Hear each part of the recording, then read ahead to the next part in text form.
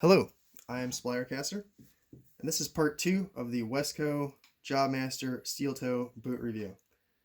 I initially recorded this part 2 at the end of last summer, and that file got corrupted.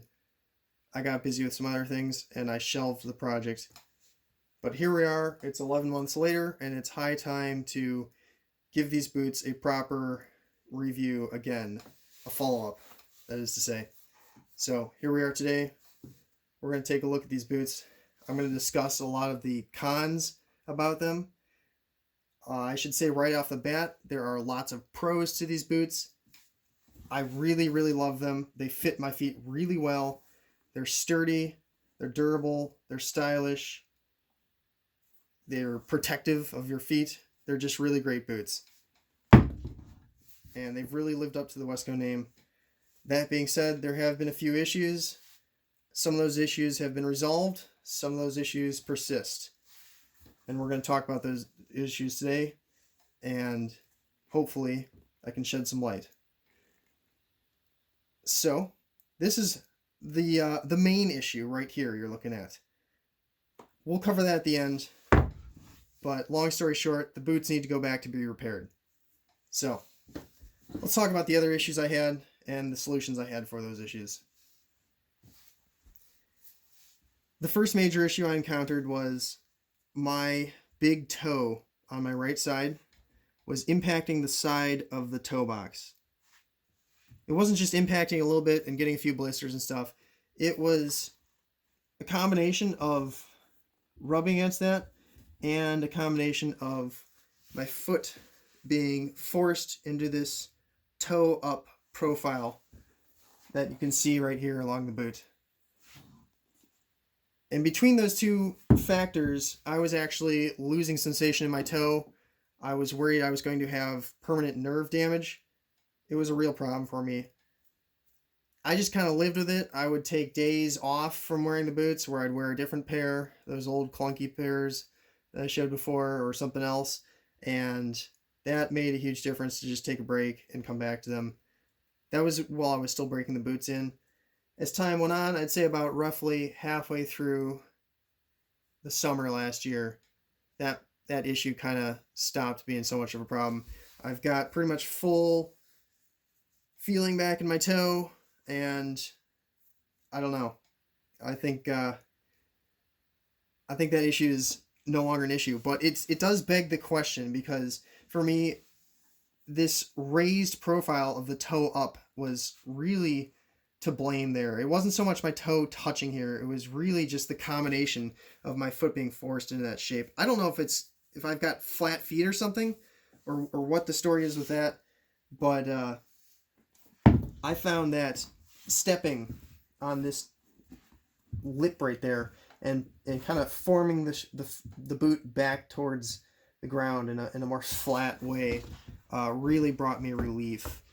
So I almost went as far as soaking the boots in water and then clamping them into a mold sort of thing, or a jig, to flatten them. I didn't quite go that far, but it definitely crossed my mind. I did call Wesco and talk to them about it. They said they hadn't really heard of that issue, and I'm curious what other people's thoughts are on that matter, because so far as I can tell, every tough industrial boot on the market has this nose up sort of thing. And I mean, it's on this pair, if you put this on a flat surface, that's nearly an inch. It might even be a full inch of space between the tip of that toe there, and that just didn't really work for me. It's still a bit of a problem, but I think my toe kind of sank into the leather there, and between the leather conforming to my foot and my foot learning a new shape, that issue has mainly been resolved, but I can definitely still feel it, and it's definitely something that's been a problem for me. So I'm curious if this shape is just the way boots are always done traditionally, if that's how human feet are supposed to be shaped, or if that's just kind of a tradition thing. I'm really curious if anyone has any insights on that. So please let me know if you have any thoughts about what that's all about. So, like I said, not really an issue anymore. my feet have healed. The boots are kind of worn in better. So, problem solved for now. The next major problem has been the ankle joint right here bunching up, and the leather kind of forming this big mass that abraded my ankle. And it didn't abrade it a little bit, it abraded a lot. I've got scar tissue to this day. It actually ended up drawing blood at a certain point. I had multiple wounds stacking up on top of each other right in that spot from just the bunching. And I tried everything I could think of with the lacing. Tight down here, tight up here, loose here, tight all the way through, loose all the way through. You know, every combination, loose, tight, everything. I tried it all, and it didn't really help. So what I ended up actually doing is, first of all, I abandoned the S shape with the tongue that is recommended by the factory. They recommend that you have this shaped in an S like that, and I just threw that out the window because that, as you can see right away, that creates 3 layers of leather there. So that kind of extended back down to there, and you'd have 3 full layers plus the kiltie sitting right there underneath the laces, and that much material just was way too much. So that was the first thing I did. Reduced it down to 1 layer of leather with the tongue there by just doing the simple fold over sort of thing, and I've stuck with that. It's worked fine for me. The other thing I did was I trimmed the kiltie off right here. The kiltie, or the false tongues, originally came up to somewhere in here, I believe, and I observed on some of my friends' boots, 2 different brands, similar style boots though. One guy's a construction worker, the other's a logger. They have kilties on their boots, and those kilties terminated right about there. So I don't remember what brand those boots were, but long story short, once I saw that, I'd been considering trimming them off, and once I saw their boots had them like that from the factory, I didn't spend one moment longer thinking about it, and I trimmed those off, and I've not looked back. So yeah, this area is way more comfortable now. It's just this 1 layer of leather right here. There's no fold over inside there. There's no kiltie up here, and you can still see how much bunching is going on there. It's a lot. So again, I'm curious what other people's experience has been with that. If that's just a typical spot for issues to occur on these style of boots, or if this is more just a me issue. So I'd love to hear your thoughts on that. But anyway, moving on. The grommets. Now, I read about the grommets being a potential problem with their durability in terms of abrading through. And as you can see quite clearly here, they definitely are abrading through, and they're wearing right on through there. This is after, like I say, 11 months of wear.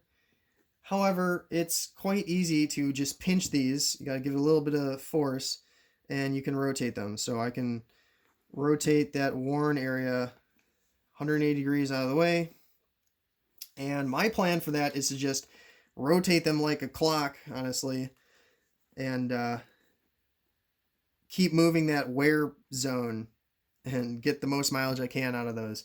You know, I said it in my previous video, I'm not really a fan of throwing things out and immediately buying new or having things fixed instantly if something's slightly wrong with it.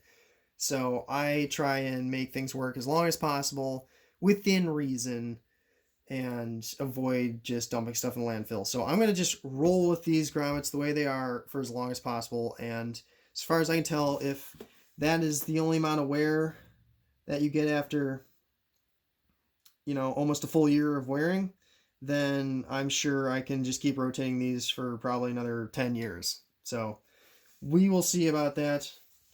And maybe I'll post another review in the future and we can address that and see how that is going. But in my experience, the grommets have not really been that much a problem.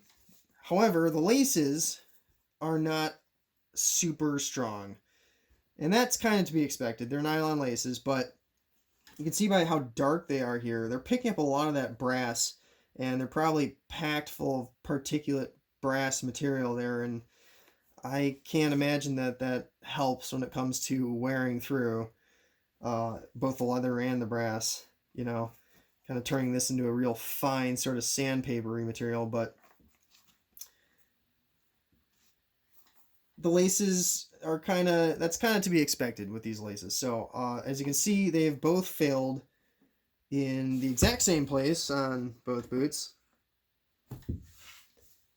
I'm not really sure why that spot in particular took a hit, but it's not the end of the world. I just tie a simple square knot in there, get it real nice and snug, kind of relace them, and put that square knot right in the middle, and it's been not an issue at all. So again, I'm going to try and get as much mileage out of these laces as I can.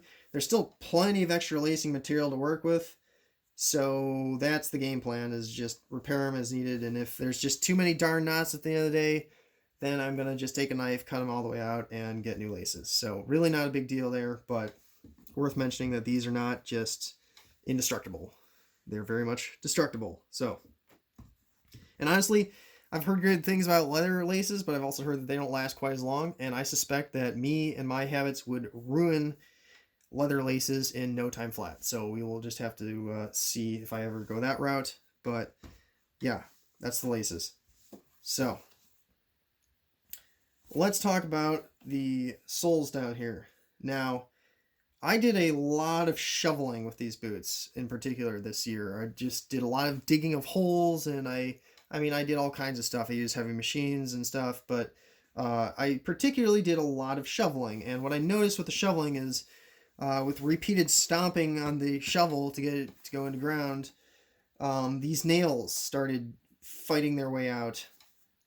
And that's really just on this left side, it would appear. The right side is still pretty intact, but for whatever reason, these two front nails, this one is gone. This happened very recently. That nail just came out, and this one is, as you can see, on its way out too. But that's not the end of the world, because there's a lot more nails in here. But they are disconnected. And I cannot for the life of me figure out how that happened, because I can still count, I don't know, it looks like at least 4 of these nails.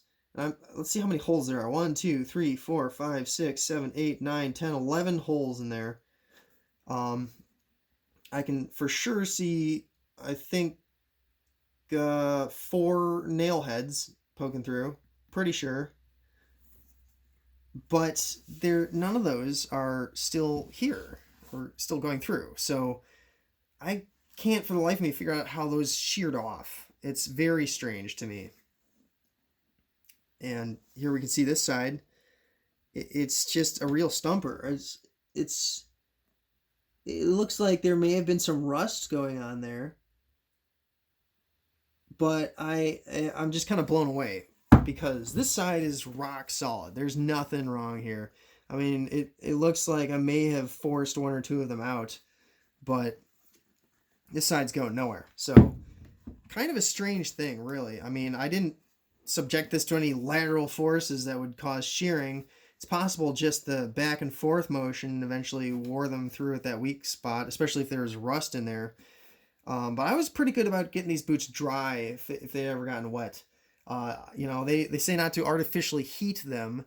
So I didn't put them next to the wood stove or anything like that. I just let them dry on their own, and I would put, wadded up newspaper in there to help dry them out.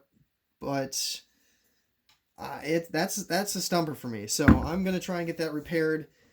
I didn't buy them directly from Wesco. I bought them from a store that's near Wesco. The store guys said that they'll try and repair them for low cost or no cost, and hopefully I can avoid the full boot rebuild or whatever.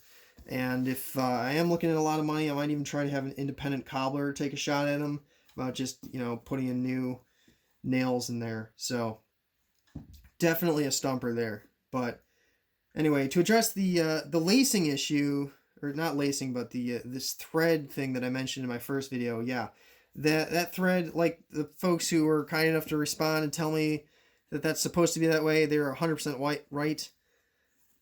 That these laces, that they kind of came over on each one of these and they wore off over the time, that's totally to be expected. There's not a single bit of issue with these coming out. These are rock solid in there, so that's great. Personally, I kind of wish they may have stitched this in, because clearly that's a failure point, but there you have it. So thanks to the kind remarks from others, I did not end up putting super glue in here or any of these other kind of out there solutions that I heard about. So there you have it.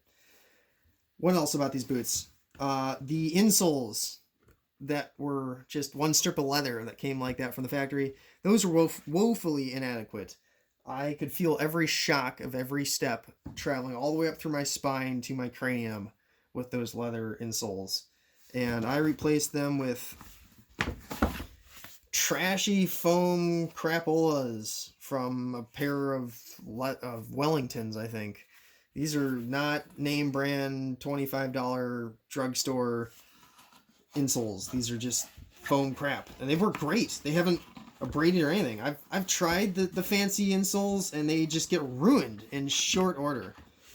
These have lasted almost the entire time I owned these boots. I think that was the first alteration I did, is get rid of the leather insoles and put some foam ones in, and it's made a world of difference. I mean, it's like walking on clouds now.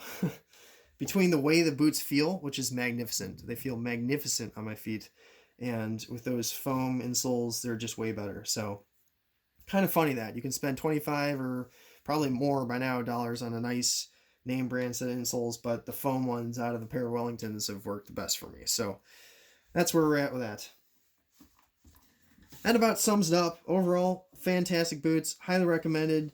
You may experience some issues like me. The break-in period is hell on earth, like some of the other reviewers said. But overall, definitely worth it. Once that break-in's over, they feel great. It's still worth it to baby the boots and take care of them, oil them regularly. I've not done so recently, as you can see. They've actually just been sitting around for a while because of that issue down there. But the plan is to get these repaired and wear them for another 10 years. So that is all for today. If you've got any insights about these boots or my experience with these boots, feel free to comment. I'd love to hear what you have to say. And hopefully I'll see you in another couple months or a year or so with another review, another follow-up. Have a nice day.